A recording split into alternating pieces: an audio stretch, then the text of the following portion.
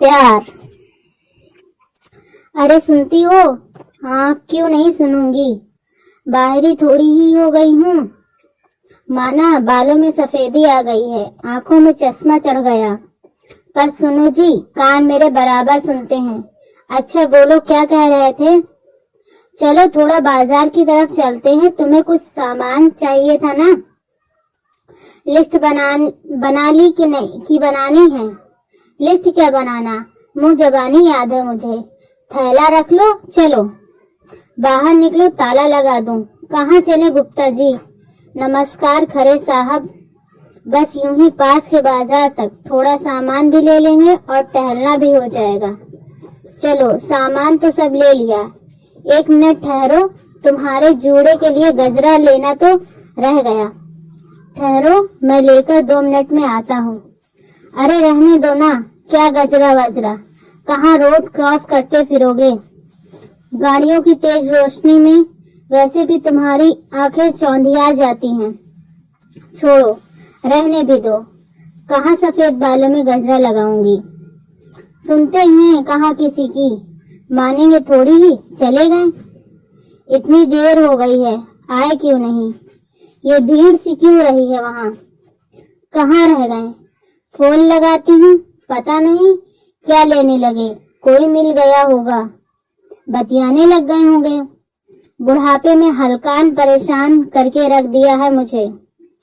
चलो फोन तो उठाया। हेलो, ये किसकी आवाज है? इनके फोन पर कौन बोल रहे हो भाई? मैडम, ये एक्सीडेंट हो गया है इन भाई साहब का, इनके हाथ में ये फोन है। सुनते ही मैं दौड़ पड़ी। सामने खून में लथपथ सुभाष पड़े थे, हाथ में गजरे का पैकेट, आंखें खुली। इससे ज्यादा देखने की हिम्मत नहीं बची। होश खोकर बेसुध हो गई। जब होश आया तब तक सब कुछ खत्म हो चुका था। पुलिस डॉक्टर अपने अपने प्रश्न के लिए खड़े थे। मैं कभी उधर देखती, कभी इधर। डॉक्टर ने आहिस्ता आहिस्ता सच्चाई से रूबरू करवाया, पर मैं रो भी नहीं पा रही। कुछ समझ नहीं आ रहा। कान जैसे बंद हो गए, सन्नाटा सा पसर गया हो जैसे। रिश्तेदारों को बुलाने के लिए कहा, किसे बुलाऊं? प्रेम विवाह की परिणति ससुराल से बाहर निकालकर हुई। जीते जी सास ससुर ने दहलीज पर कदम न रखने दिया। एक माँ ने उसका बेटा छूना ऐसी बद्दुआ दी, उस माँ ने कि माँ बनने का सौभाग्य भी न मिला। भाई के आग्रह करने पर उसके बेटे को गोद लिया, वो भी स्वार्थवश। अपने सपने पूरे करने विदेश गया तो वहीं का होकर रह गया। भाई की साजिश समझ पर आई, पर क्या करते, वक्त गुजर गया, हम कुछ न कर सके।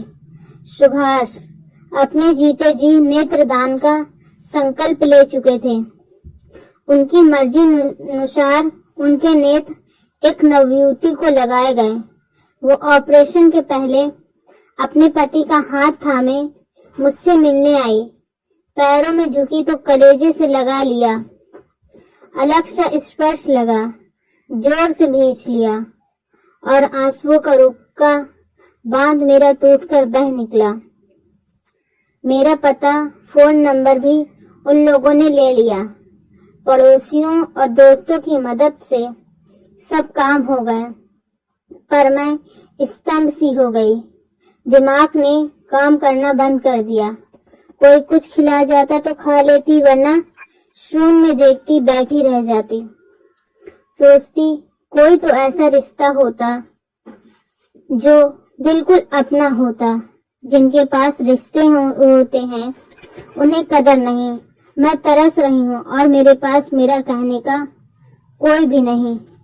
सूरज की रोशनी चारों तरफ फैल गई। गहरी सांस लेकर उठी। अचानक दरवाजे की घंटी बजी। इतनी सुबह कौन होगा? काम वाली को तो हटा दिया, क्या करवाऊं उससे काम? कौन है? कहते हुए जैसे ही दरवाजा खोला तो पहचान नहीं पाई। सामने एक पति पत्नी खड़े थे। दिमाग पर जोर दिया तो याद आया, इसी लड़की को सुभाष जी की आंखें लगाई गई थीं। उसकी आंखों को हसरत भरी नजरों से देखते देखते आंसू बहते चले गए। दोनों ने मुझे प्यार से बिठाया, आंसू पोंछे, पानी पिलाया और बोले, आपने हम दोनों को जिंदगी की सबसे बड़ी खुशी दी है। इस खुशी के लिए रमा ने बहुत लंबा इंतजार किया है। हम जानते हैं आपका और हमारा न खून का रिश्ता है न कोई संबंध, पर हम एक नया रिश्ता बनाने आए हैं। वो रिश्ता है माँ और बच्चों का रिश्ता। बनेंगी ना आप हमारी माँ। दोनों आशा और उम्मीद से मेरी ओर देख रहे थे। ना कैसे कहती, सिर हाँ में हिला दिया और दोनों को गले से लगा लिया। समझ गई, ईश्वर को भी तरस आ गया मुझ पर। तभी जीवन की संध्या में अपना कहने को ऐसे मधुर रिश्ते में बांध दिया। अचानक मेरी आंखें किसी ने बंद कर दी। देखा तो अनु और ओमी खिलखिला पड़े। दादी कहाँ खो जाती हो?